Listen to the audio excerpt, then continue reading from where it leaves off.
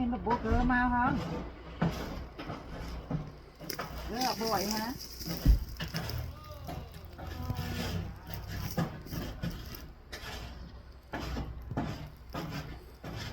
nước kéo nó bán nó không ai đào trộn tiệt kia đó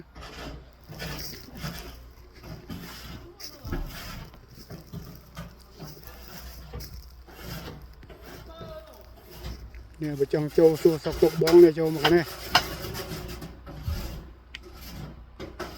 cái chồng mà xua tục bằng ai nhỉ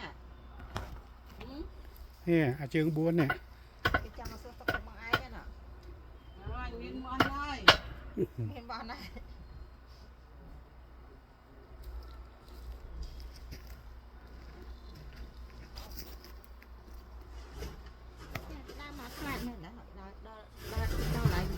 đó lại phục mập ạ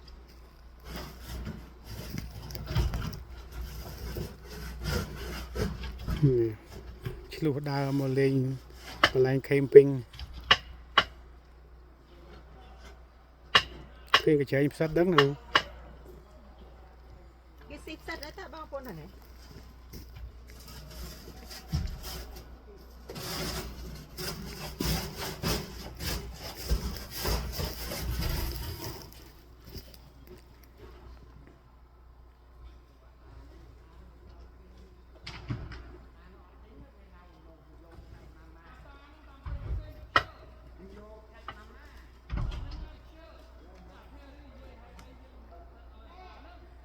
Hi. Hi. Okay. Bye bye.